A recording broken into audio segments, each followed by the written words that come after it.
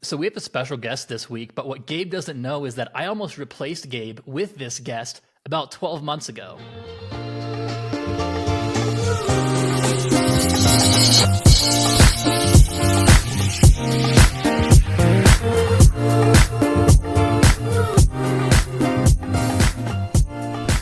And Remy, welcome to Buffering. I know this isn't your first time on the podcast, but should we tell Gabe about the podcast we wanted to start up about a year ago or 2 years ago? I can't remember now. Yeah, it's been so long that otters have really been in our lives, Which from a theme perspective. Yeah, so back before we did Buffering, Gabe, when there was no podcast, Remy and I talked about, we're having a lot of good conversation. Should we just start our own podcast where we just, kind of yap for an hour called Otterpilot? And we didn't do it, but we had a logo. We had a logo and everything. I'll send it to you. But welcome, Remy, to Buffering once again. You joined us at Connections in October, and now you're back with your own episode.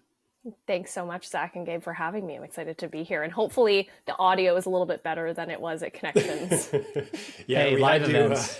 We learned a lot during the Connections live episodes. And unfortunately, Remy was one of our first, I think you were the first one actually that we recorded, and it did not go well from an audio perspective. Yeah. Well, we did what we could there. But hey, Gabe, you're not going to like this one, but since we have a new guest on, technically, I've got a couple icebreaker questions, and I wrote them down on my phone, Remy, so I'm not distracted right now. Okay, but go ahead. Remy, I'll give you two icebreaker questions, and you can pick one. And Gabe, you might have to answer the other one that Remy does not pick, or you can join. All right, with Remy. that's fine. I'm down. Okay, so I'll read the two questions. Number one, if your Wi-Fi network had a motto, what would it be? And the second one would be, if you had dial-up internet for 1 week, what would the first thing you do when it's over be? Okay, I'm taking the second one. So you can chime in with me, Gabe, or you can take the first one. Naming Wi-Fi things or branding my own Wi-Fi is too much of an undertaking. So Same. I'm going to move to the second option. I thought you were going to ask me what's the first thing I would try and do on dial-up. And my answer would be book a ticket out of there and just go somewhere on vacation because I'm not getting anything done. I'm not as technically inclined as my fellow podcasters here today, but a lot of my life relies on it and I'm useless without. So when it first came back, I would do multi-device, something ridiculous, like watch a show while on my laptop and on my phone and on my iPad and do all of the things at once. But frankly, after a week, I'd probably forget that internet exists and just revert back to an analog life. So maybe nothing. I'm not sure. You know how many TikToks or YouTube videos you'd miss out in the week? I feel like that would be like the number one thing. I don't really watch TikTok. That's a Gen Z millennial thing, I think. At least for myself, I'm a big on Instagram Reels, and I know there's a huge delay in that information. But... Okay, well, Gabe, how about you? Internet's basically off for a week. What do you do day one when it comes back? So I remember the days of dial-up. I am old enough to Here we go. remember. Back in Gabe's day. Back in Gabe's day. Yeah, it was a thing. And I remember those days of not being able to do basically anything on the computer, or it would take forever. I think I'm with Remy, like definitely a multi-screen experience. My wife gives me a hard time about that sometimes because I'll be like, have something on the TV and on my phone. And she's like, seriously, what are you doing? Like, can we just pick a thing, please? Yeah. So that's definitely where I would fall as well.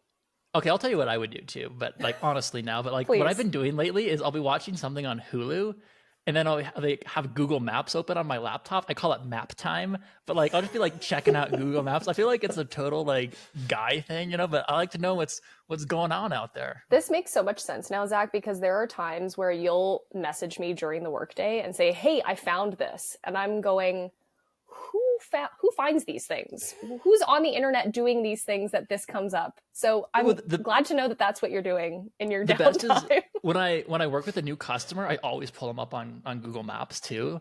But then it's great because like we'll get on a call and we'll be walking through like some acquisition and they'll be talking about like a specific area in their network. And I'm like, oh yeah, I totally know where that's at. And like zoom in on it and they're like, how did you know that? And I'm like, map time. Yeah, he also knows what dogs were on their driveways in the area that the Google car drove by. And we got to zoom into Street View too.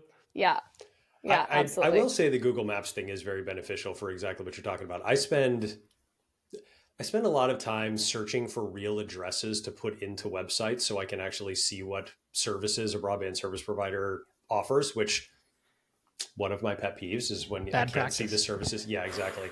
Oof, yeah. But I will say, I was talking to a colleague the other day, and we were talking through this whole idea of how do you find an address, and I was like, yeah, I just go to Google, go to Street View, and start rolling up and down the street until I find an address. And she was like, "Oh, I totally do that too. I thought I was doing it like a really inefficient way." I'm like, I don't know how you do that otherwise. Do you want to know what my trick is, Gabe? Ooh, tell me. Is there a better way to do it? Absolutely. I just grabbed the BSP's HQ address and plop that in.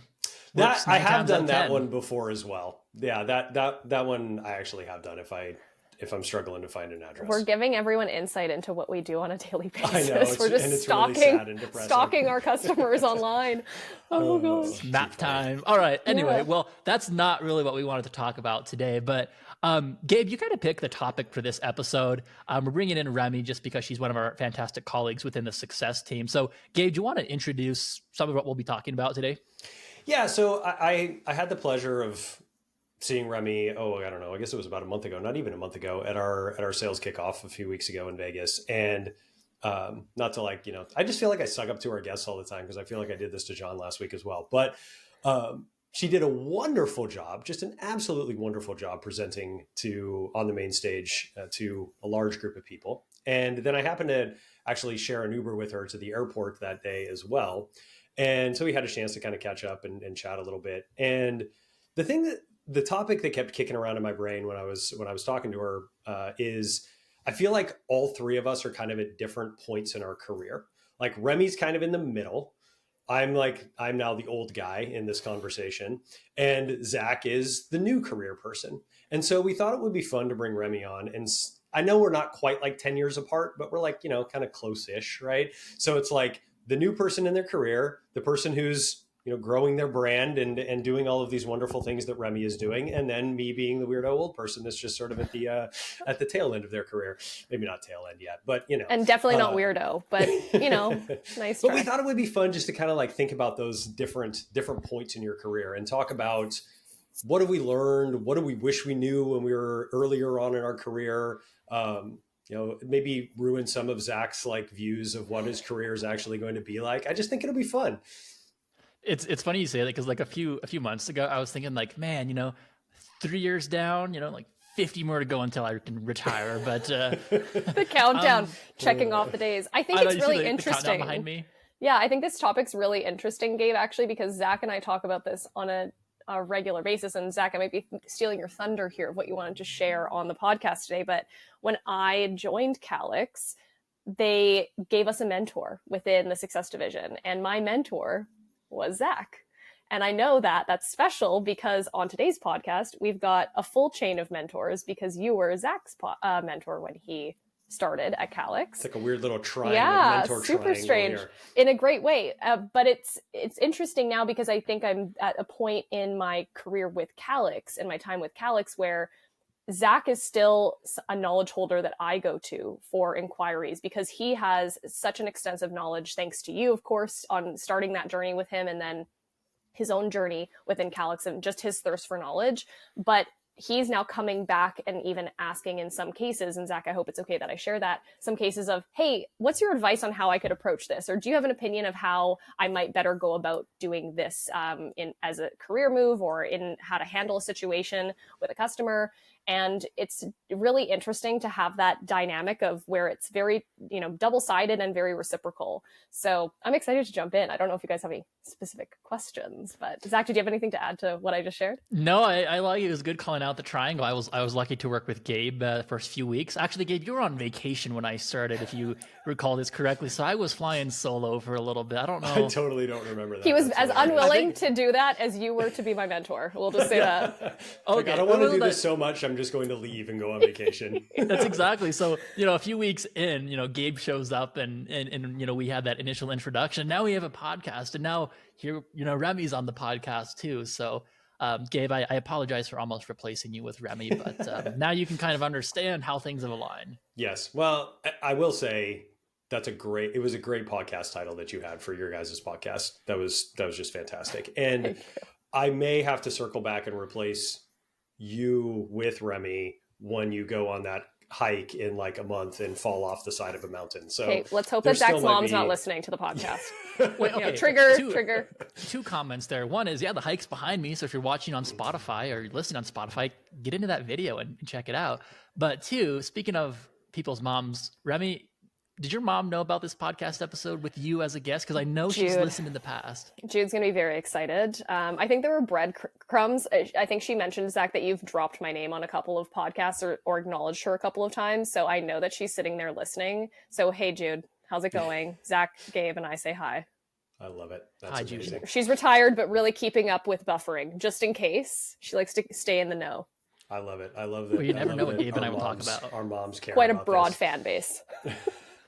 I used to send this podcast to my parents, and then I feel like they stopped listening to it at one point, and now I don't want to. I just don't want to know anymore if they care or not. This is probably going to just. Gabe, I had the opposite problem. My parents just naturally found it, because like I had mentioned I was doing a podcast, and sure enough, they found that. So I have to be, somewhat careful what I say. But I always would joke that, oh, none of my friends listen to this, so like I can say whatever I want. But not that I would, but. No, Robbie, you made a comment too about the onboarding experience too. Like, oh, Zach didn't want me as buddy, right? And it's and the context behind that too, I think is valuable too. Because at the time, my thought was, what is Remy, this person who's a few years into her career, want to learn from me, or what am I going to offer to Remy that's going to be valuable in this? And I think it worked out very well. And like she said, we still bounce ideas off each other on a day-to-day basis. Remy now an account success leader on the success team.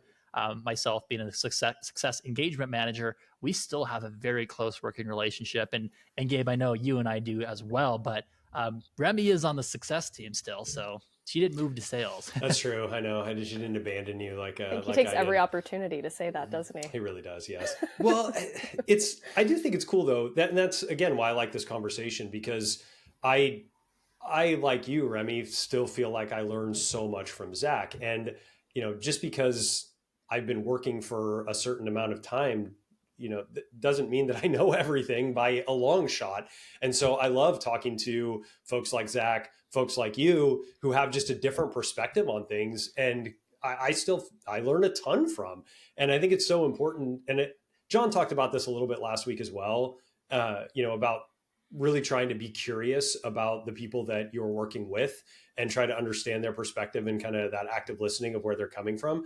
And it's just such a great way for us to learn from all types of different people at all different points of their careers that we get the pleasure of working with. Absolutely. I'd say, I listened to last week, of course, because I had to do my homework and make sure. As with every week, we know.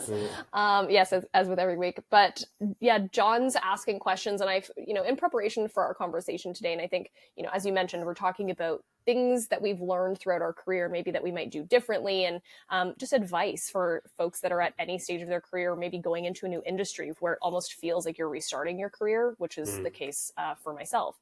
But he said asking questions, and I wanted to touch on that today as well, in that it's not just asking the questions of customer or asking the questions of your peers as it pertains to work. It's very much also, that continued learning of, if you've moved up the ranks in an organization like you have, Gabe, here, and like John has through his career, there are things that you lose touch with being at a higher level, and things change. And while you can do your best to keep up with everything, it's always good to, set that ego aside and humbly come to a conversation and say, I may not know everything, though I may be further in my career than Zach or what have you. They have ongoing touch points with a particular product or service or customer, and they may have that perspective, to your point, that's different and maybe valuable in its own right to that conversation or to that situation. Yeah, 100%. And that's my big one. I wanted to say, hey, let's re-highlight John's point of continue asking questions, be curious, and yeah, don't hesitate to ask a question down or up, and I think that's a big one too. For sure. Yeah, I think that's one I wish I would have done more early in my career, is, have that, because when you're early in your career, it's like you don't want to go to people who may be below you, right? Quote unquote, which sounds really terrible to say, but it's like, I want to be perceived as the expert. I don't want to have to go backwards and ask people these questions, but in reality, they may have a very different perspective and be able to answer something that you just don't have any, any knowledge about. So Right. yeah, it definitely can.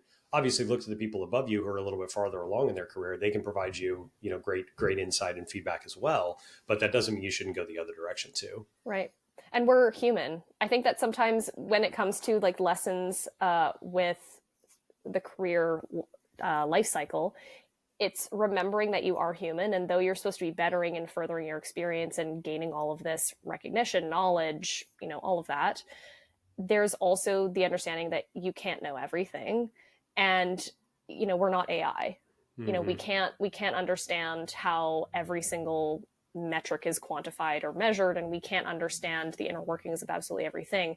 And I think that if I had earlier in my career come back to myself and said, hey, asking the question doesn't make you look stupid or dumb or whatever these things that we claim in our own heads, that I would get a little bit further without so much exhaustion mentally and stress that I have to figure it all out on my own.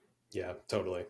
Yeah, there is So definitely the ego component of that's hard to sort of let go sometimes, but it's an important one to set aside. Easier said than done. So speaking of things you wish you learned earlier, Gabe, one of the two of us put this down as a talking point for sure. And I was going to say it wasn't me, but I feel like one of the big things, and I hear this from friends and people I hang out with even today, it's like, oh, these people don't know how to use your basic, Outlook, PowerPoint, your business applications, right? Gabe, I noticed you said something about Excel in here, and I have to begin this by saying I'm no Excel expert. I'm very good. I'm not an expert. My license plate definitely is not XLSX, but Gabe, when I started here, the most Excel I have done was balancing bond sheets or basic pivot tables, things like that. And then I met you, and I think one of the first things we geeked out on was the discovery of XLOOKUP as opposed to VLOOKUP. But I know you want to talk about Excel and business applications too. It's something that I feel very passionately about. And I know that seems ridiculous to say about a Microsoft application, but if there is one thing that I can offer as a piece of advice to people who are starting their careers, for the love of God, learn how to use Excel.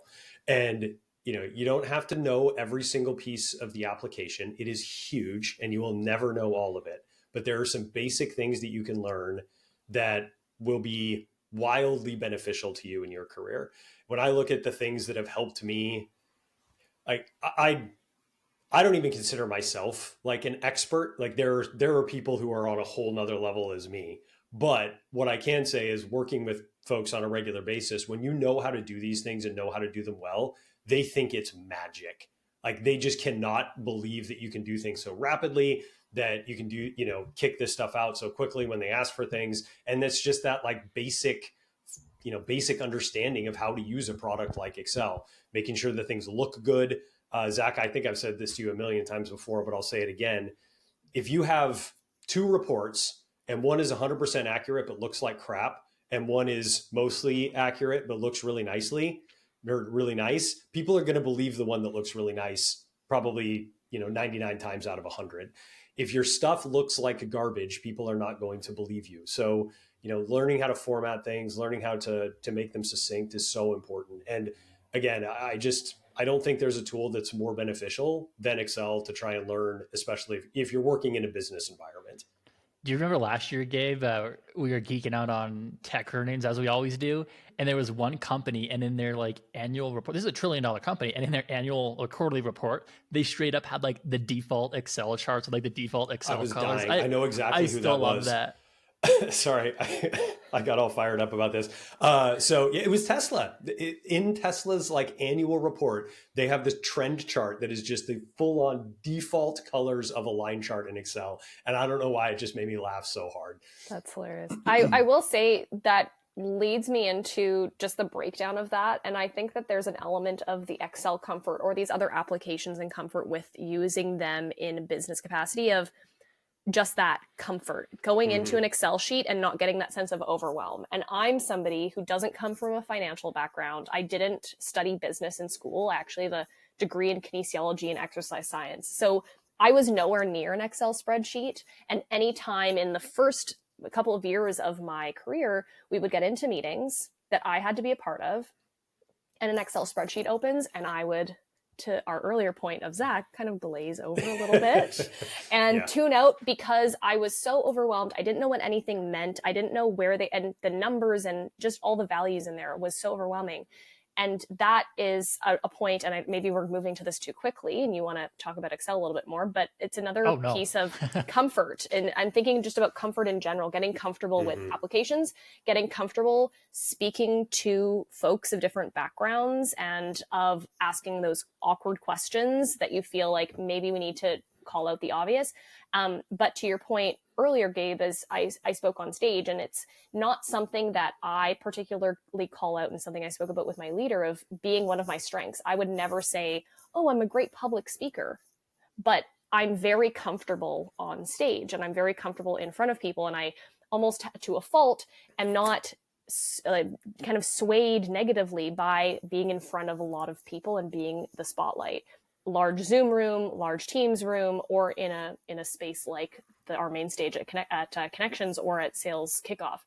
So I would just say push yourself a little bit outside of your comfort zone. You know, it's okay to fail, but it's great to utilize YouTube, utilize other things like joining a Toastmasters club or, you know, getting into a Coursera course or a Udemy course to understand Excel a little bit better and get comfortable. Really, so that you don't have that added level of anxiety, stress, sweating while you're being put on the spot.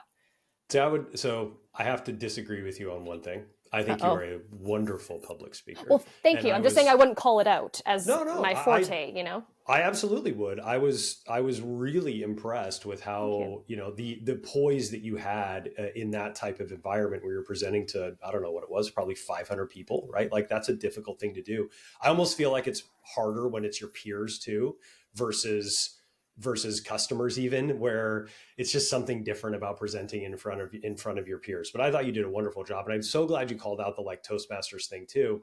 So that was another, when I think about like really impactful things that I've done in my career, one of them was a public speaking course. And I had somewhat recently moved into a customer facing role. I'd had to do a lot of presentations before, but they were mostly internal presentations to internal executives, things like that. Very different than presenting to an external group.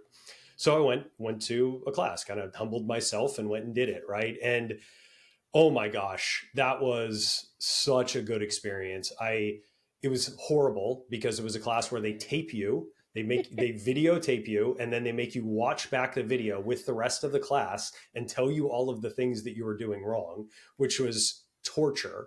Yeah. But 3 days after that, I felt so much more comfortable. And there are so many things that I still use from that. That was probably 7 or 8 years ago, that anytime I do any sort of presentation, I try and, you know, take that into consideration. There's always things that I can do to improve, you know, always, for sure. I think we all can. But that one course was huge for me to, you know, push myself outside of my comfort zone a little bit and do something that was really hugely beneficial for my career. Yeah. No, that's great. And just, you know, building off that point, just guidance for anyone listening to the podcast who's maybe in that position where they're like, I know I want to do this, just not sure where to start. And your organization may or may not already have something like that. Often those opportunities are reserved for people leaders or folks that are in a managerial position. Don't hesitate to ask the question. And a lot of organizations do have budgets for continuing education. If you're able to use some of that funding towards a course or a weekend where you're participating in something like a public speaking club, it may be worth it. Zach, I know you got into Calix early in your career. I don't know if you have experience where just the differentiation between other organizations of if you even were aware of those things. I know that our organization does a very good job of advertising what is there and pushing us to be further educated. So do you know what's funny about this, Remy? Yeah. This is the funny part is before Calix, if you remember during the pandemic, you know, graduating from college, one of the things I wanted to do was go to grad school. And I applied for grad school. I was accepted under the condition. Actually, it wasn't even a condition. It was just part of the thing that I would be teaching public speaking. So out of all of the classes, and that is not one of my first choices. It wasn't my second choice, but in grad school, that was the GA-ship, teaching public speaking. That's wild. So when are you starting the class? Can Gabe and I sign up? Or Exactly. No, I No. obviously ended up at Calix, so you could not have been in my class. But I did have like some siblings and cousins who were going to college or would be starting college, and everyone would be like, "Oh, we'll take Zach's class." I'm like, That's no. hilarious. I just love this parallel path where Zach could have been a college professor. That's No, just like such a trip to me. it's So could you know happen. I've looked at it. I've thought about even like a PhD program, which is a full time commitment, and it's Mm. not something I'm too interested in at this point. But my love for Dr. Pepper, I just want the doctor title on my name as well. Yeah. That would be pretty Yeah. cool. Dr. Kilgore. I like the ring. I like My that. He's friends got a did call nice me ring to it. Prof for a while, but Whoa. I know, but no, Nice. paths changed a little bit, and Yeah. now I'm here at Calix. But speaking of things changing, though, aspirations change over time as well. And one of the things that was just mentioned was your people leaders too. And Gabe, this is a conversation you and I have had in the past as well. Mhm. Is do you want to be a people leader or do you want to be like an individual contributor? And this is something, Gabe, I remember telling you like maybe like 2 or 3 years ago, like, yeah, I want to be a people leader someday, right? That's what I want to be. I feel like you need And to now, recall that LinkedIn post, Gabe, for this episode. Now we need to bring that back. Yeah. someone go in the old buffering tapes and find that. But now, where I see myself as a high level IC, Gabe, I can't remember what episode this was, but I think it was about the strategic doing and strategic thinking kind It of was. thing. It was strategic thinking versus strategic doing, where we talked a lot about the people leader versus high level IC. And I've had opportunities in my career to lead small teams, and frankly, I don't need to repeat all the stuff I said on there, but frankly, I didn't like it. I didn't like being responsible for other people's time. I very much like being responsible for my own time and the contributions that I'm making to an organization. I'm really happy there's people out there that want to be people leaders, and I'm very fortunate to work with some wonderful ones.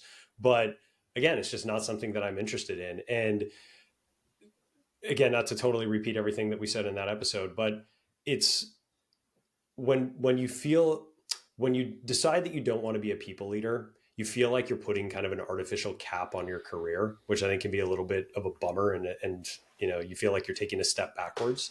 And ironically, I feel like with myself and my own career, not to like pat myself on the back, but like I feel like I've been much more successful over the last 3 years in a high level IC role than I ever was as a mid-level people leader, because I wasn't passionate about it. I wasn't excited about it. And since I took a step back, quote unquote, and started doing the things that I'm really interested in, all of a sudden the success has started to build on itself really rapidly.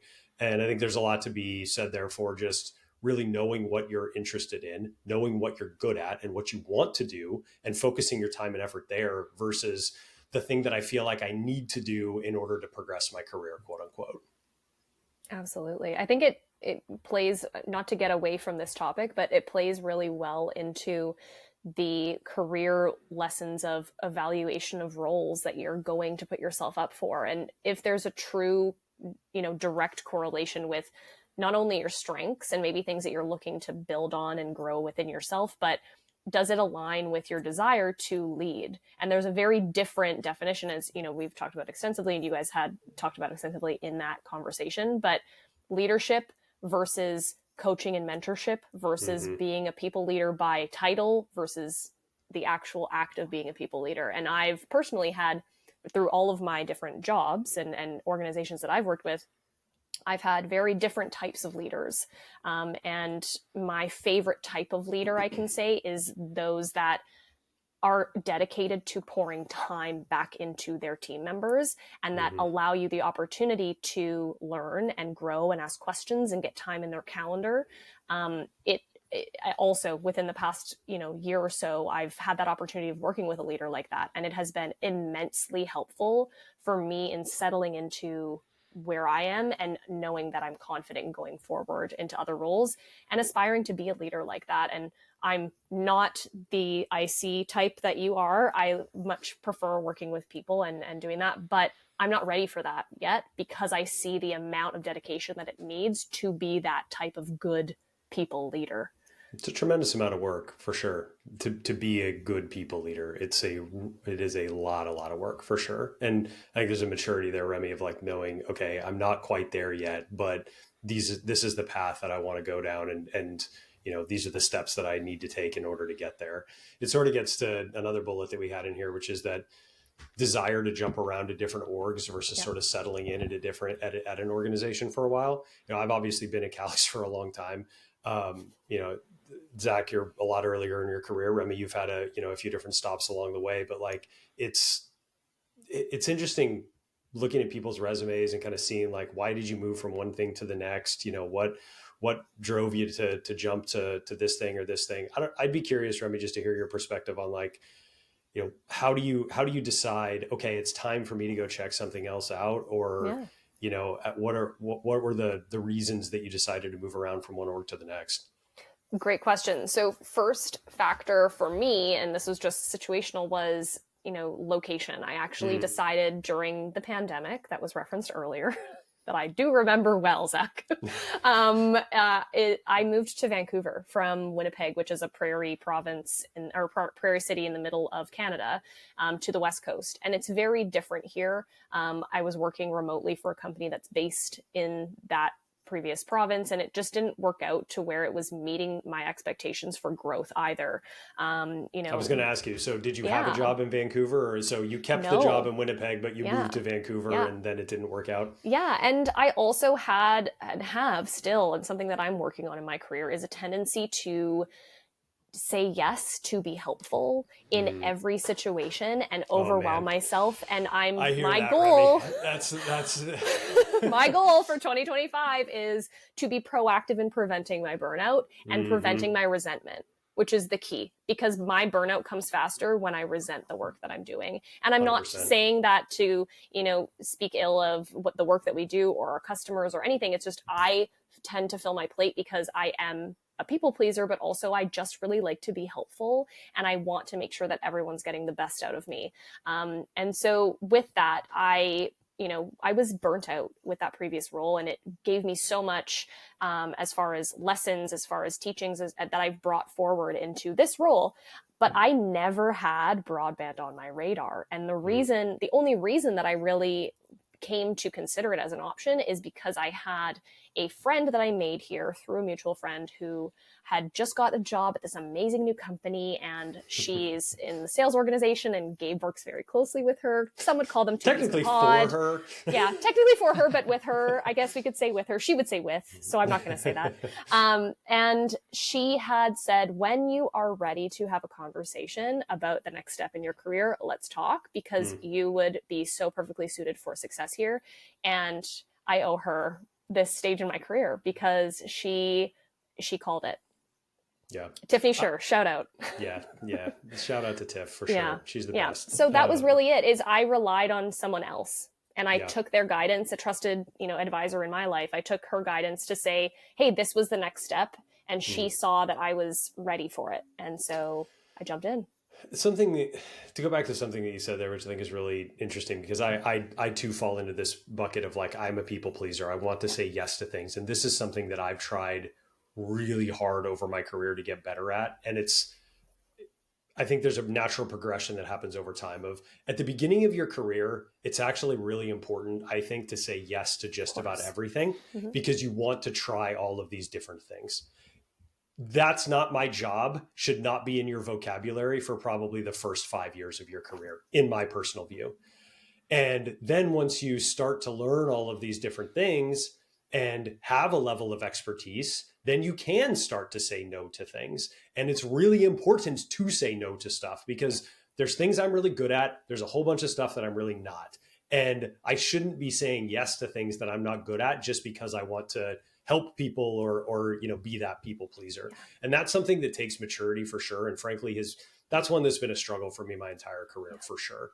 I think Zach, I'm going to call you out here, is really getting really good at this too, though, because I know that, Zach, you're going to say probably that you struggle with it as well.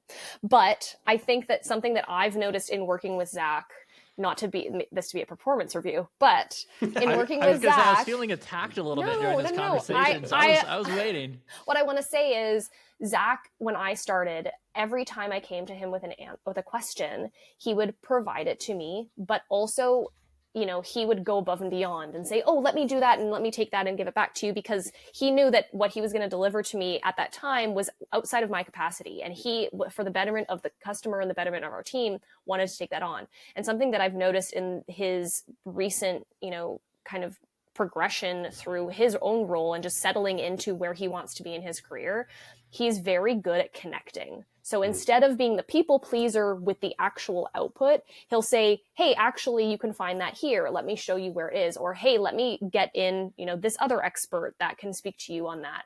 And that's something that I admire. And I'm trying to do that as well. And my role actually requires that I do that, because I can't be the expert in everything. Yes, like exactly. Zach and the rest of the SEM team. But yeah, Zach, do you want to comment? Do you want to push back on that? I won't push back on that. I feel like we just had the whole conversation there, but I know we're coming up on time here, but one of the last things I think we should talk about is side quests. And I feel like this is a good one to end on, because this podcast, Gabe, is a side quest. I feel like this is one of our best examples of a side quest.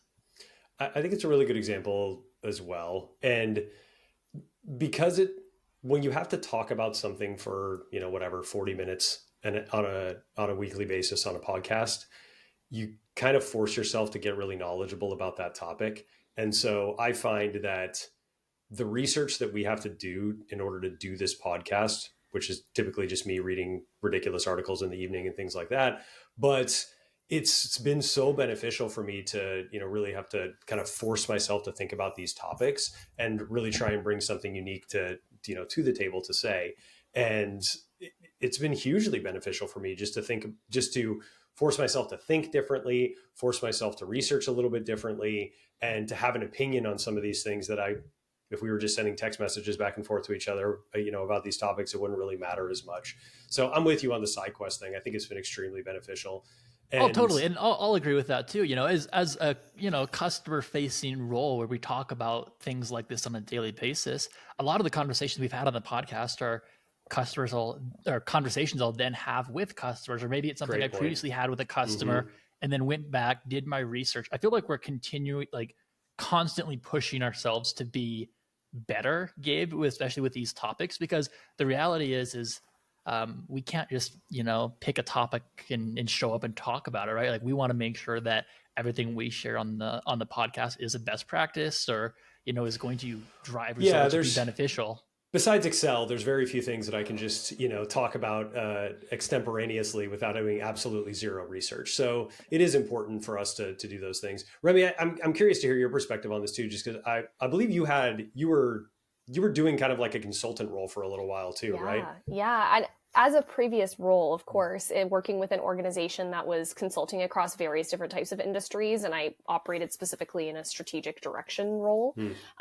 But I also, on the topic of side quests, previously had side business, in fact, and had other ventures on the side of my full day job. It was mostly out of necessity of putting my creativity somewhere, but also additional income, because the jobs that I was working at that time, I really was exploring different avenues before setting my kind of stone in where I wanted to go. And that did require a bit of a pay cut, which is okay. I would say, just for any of those folks out there that are, interested in expanding and either a side quest to tap into that creative portion that they don't feel like they're getting done at work, or, require, frankly, additional income given their current situation, just be cautious that you aren't burning yourself at both ends, burning the candle at both ends, and that it is truly, to both of your points, feeding into what you're able to bring back to your full-time job. If it's a situation where you're starting something on the side because you want to transition to that eventually, that's wonderful and great, but just be aware that it does take an immense amount of mental and physical and emotional wear before that comes to fruition. So be ready for it. That's for sure. I love that point though, around if it's sort of tangentially related to the things that you're doing already, then you can bring that expertise into the day-to-day activities that you're doing. And magically, you're probably going to start progressing pretty rapidly in your regular role when you start doing some of these things outside of your quote unquote normal job description as well. So I think it's a really great point, but you're right. It can definitely burn you out for sure. Those things can be overwhelming sometimes. And again, I think it's something, again, looking back at kind of early career, it's like, hey, how can I get that additional experience? It may be, having to push outside of your comfort zone a little bit and do those additional things just to get that experience. Absolutely. I know Zach didn't have to do that. He got right Yeah. He in. Just landed jumped right right in his into dream job. broadband. Yeah, exactly. How does that happen? Yeah. I don't, of all the industries, but Gabe, dare I say this was a good episode? I mean, don't know you if always Remy's- do. So We'll why I see don't know what if Remy's comes. in on that joke. We'll see what comes. I don't even We'll know. see. I don't know if that's Well, my it's- joke. It's funny. Every well, the joke is every episode I tell Gabe this is a good Oh. episode, but Every time we Remy- get to the end, he's like, "What a great episode!" Like every. I don't know if time. I've listened to them, consecutively enough to catch that, but Oh no! love It the started. tagline. It started out as like something I was just like, "What a great episode!" And then finally, I was like, I keep saying it. It's the same as the "Well, Zach" or "Hey, Gabe." It's the same vein as that. But Remy, we appreciate you coming on to the podcast today. Nice. Anything else, Remy, you'd like to say as we close? The only thing that I'll call out, and I'm sure this was already part of your closing, so apologies for stealing that from you, but I think that, given the topics that we've discussed today, if there's anyone that is interested or curious about breaking into A, the broadband industry, or B, a role that's similar to what we've outlined on today's call, or any of the other folks that have been featured as guests on the call, don't hesitate to reach out. Back to our point about comfort, get comfortable reaching out to people that you don't know. And I think on LinkedIn is a great place to do that. Zach, Gabe, I don't know if that's what your preferred method of conversation is, but I think, Absolutely, reach yes. out, ask us questions, DM Hit us us, up. like we're here and we've learned our lessons along the way. We're happy to see how we can help you out from a mentorship perspective as well. Remy, you stole my line. I'm not sure how I'm supposed to end this podcast now. I always say to Just connect just with close the Gabe laptop. and I on LinkedIn, but no, thank you everyone for listening today. And as Remy mentioned, for more insights and updates, be sure to connect with the three of us on LinkedIn.